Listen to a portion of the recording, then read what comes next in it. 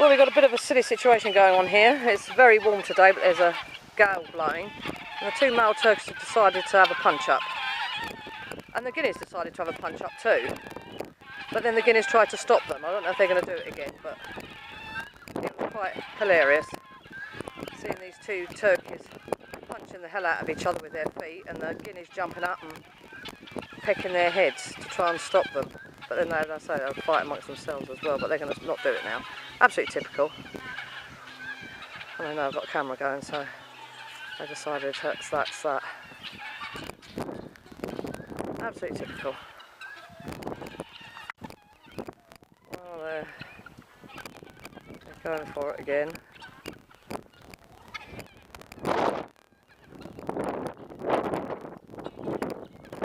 Guinea away.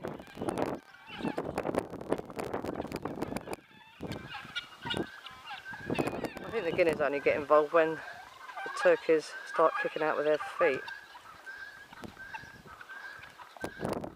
But they think spring's alright because the side's warmed up again terribly quickly. Get out of the way, guinea, you're going to get kicked.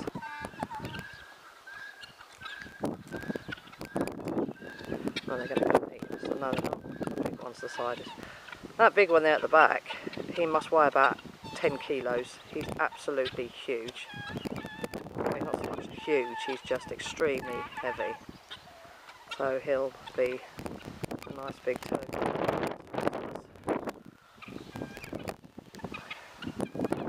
Hopefully.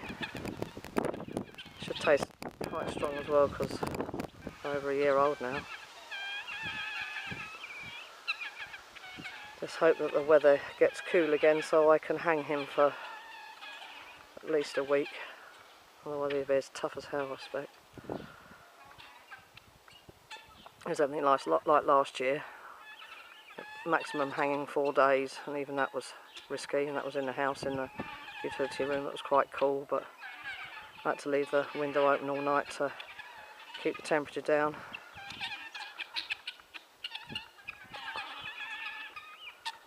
I'll say 4 days, and I wasn't going to risk any longer. But they were only 8 months old, 8, 9 months old. I mean, I say he's nearly a year and a half. So it'll be tough.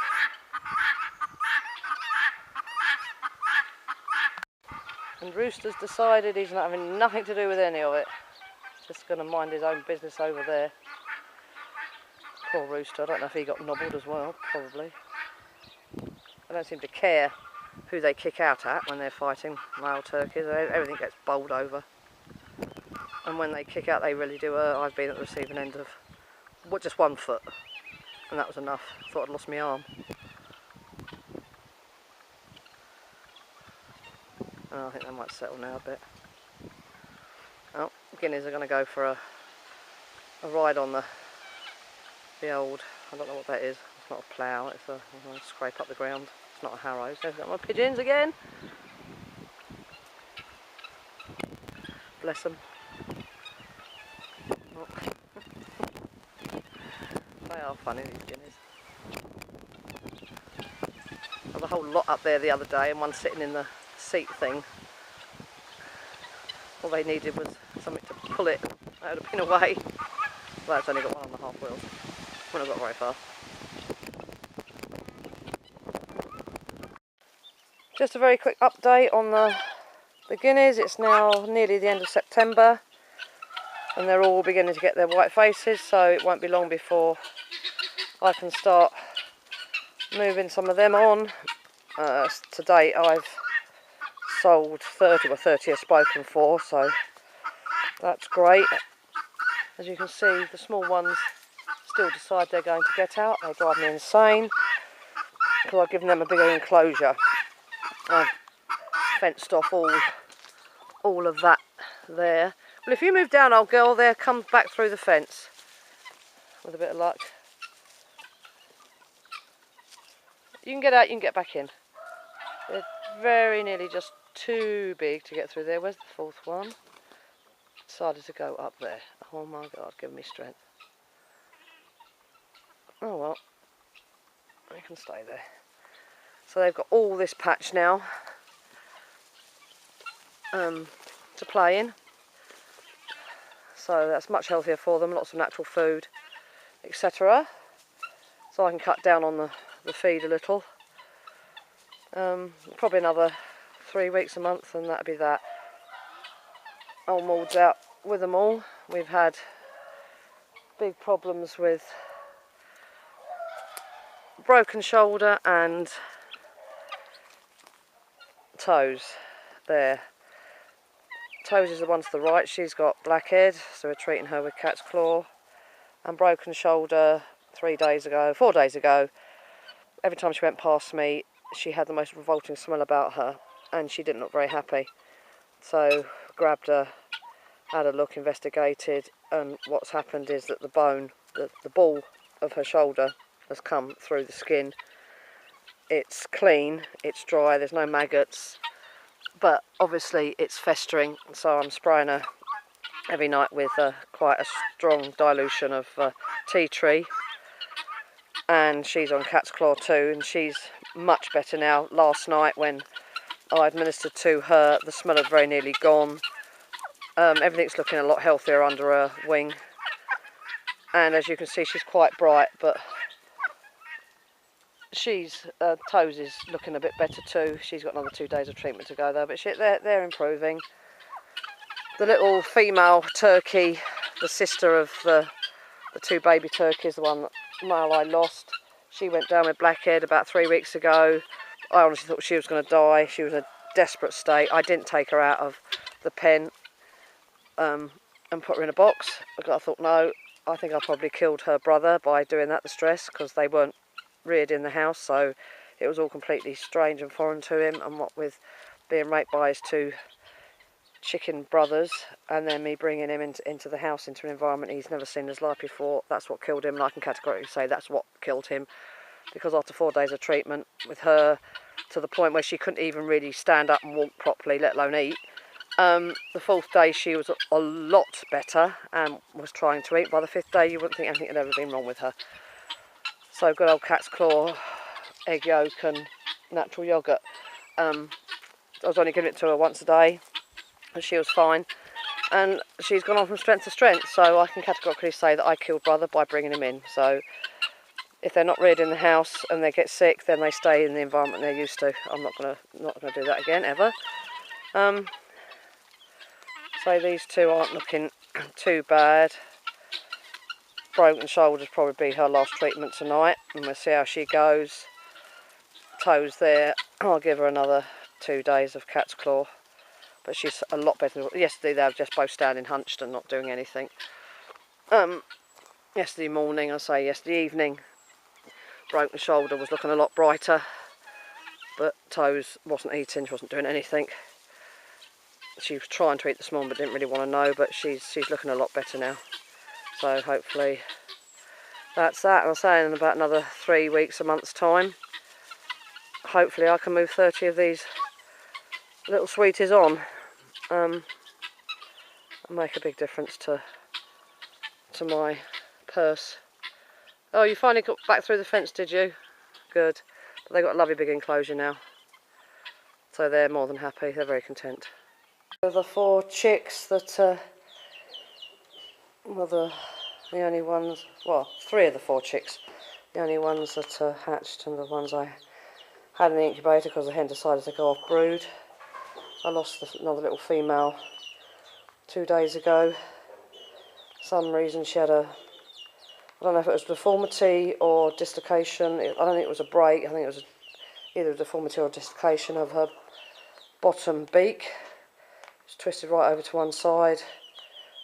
She was still eating, managing to eat, but I got her in the house and hand fed her for 2 days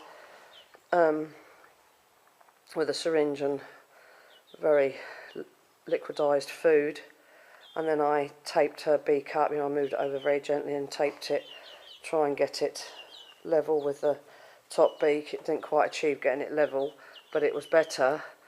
But then 2 days ago she had the most revolting smell about her, and it smelled just like sauerkraut.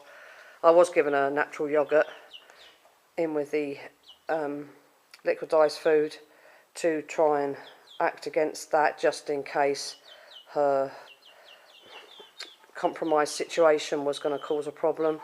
But she died about 5 hours after I got the smell. I didn't do a post-mortem on her because basically I couldn't bring myself to do that, poor little lad. So I just buried her, and that's that. And the guinea fowl we've got in here is the very small one that I hatched out of the lot that the crazy hen, was incubating and hatched out. He just doesn't seem to grow, and a week ago the hen decided to beat the hell out of him. Wouldn't let him eat, wouldn't let him do anything. It was the first time I'd seen it. She hadn't done it before. That was the first time she had done that, so I immediately removed him and brought him in here. But he doesn't seem to be growing. You can't see him, he's hiding. There you are. But he's smaller than the chicks. And you know, it's ridiculous, but he's eating. He's eating fine now. I mean, it took him a day or two to get used to the idea he was in with chicks rather than his own kind. He was a bit stressed, but I thought I might lose him actually with the stress, but I didn't. He's okay, but he just doesn't seem to grow. He's got massive feet, but he's not growing. Most peculiar. So he's not going to make old bones.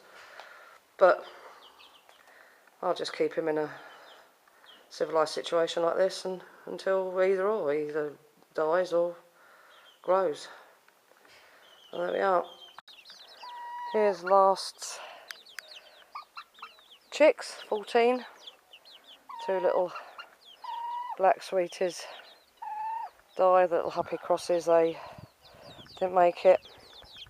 I had both of them in the house. They were quite happy being in the house, but one died after a week.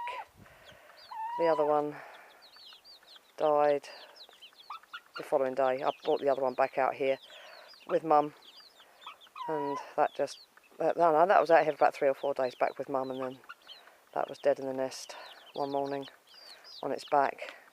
Kept throwing itself on its back, I don't know why. But that was the tragic. There was nothing wrong with them. They were both very healthy. They were eating perfectly fine. She was a perfect mum. The others didn't bother them. You know, there's no reason why they should have died, but they did. I don't know why. I really don't know why. But there you go. Nature, survival of the fittest. There was obviously something wrong. So that was that. She's got her 14. They came out yesterday into the caravan. She was going stir crazy in the stable, and her babies needed fresh air and sunshine and natural food, and they needed about to pick around. Didn't you, eh? Quite happy. Yes, I know, it's old Morris. Hello, Morris. And miserable rooster, who's improved greatly. I don't really want to eat him now. I'd like to find him a home.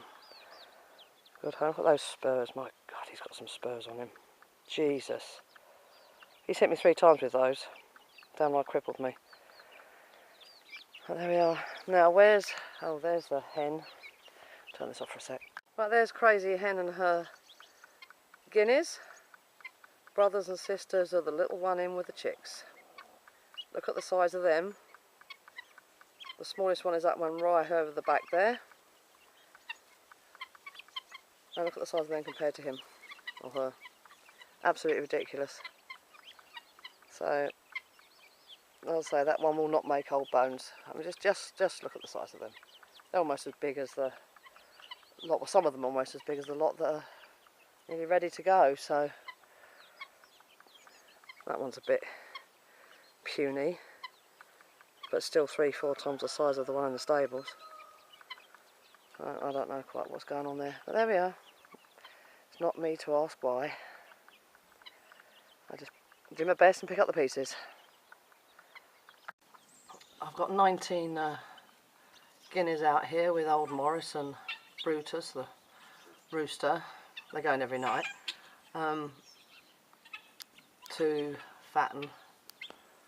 Probably within the next week or so I'll be selling 10 on to the post lady.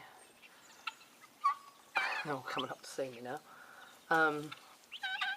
It was quite worrying to start with, because of course I hadn't remembered that Morris had never been out with anything other than Maude. So when I put him out with the guineas day before yesterday, as the turkeys go out every other day, he goes out one day with Brutus and the other 2 turkeys go out the next day with the other rooster. The guineas go out every day. I've been going out here for 3 days now, 4 days. The first time Morris went out with them, I hadn't thought about it. He decided that he was going to eat, or try to eat, every one of the guineas. It was quite disturbing. He grabbed one and dragged it down, and I wasn't quick enough to get out there, but the second one that he grabbed it by its horn, and I was out there and I managed to grab him and I flicked him violently on the beak, which made him retract just as violently, and I think he thought it was the guinea that had smacked him in the side of the face, and that was it. We haven't had any trouble since. But where are they all gone? I'm out the kitchen window at the moment. So I was saying, at the end of October, and I'm ready to start selling them on, and here comes my pigeon. You are not coming in. Rude, so I'm going to shut the window.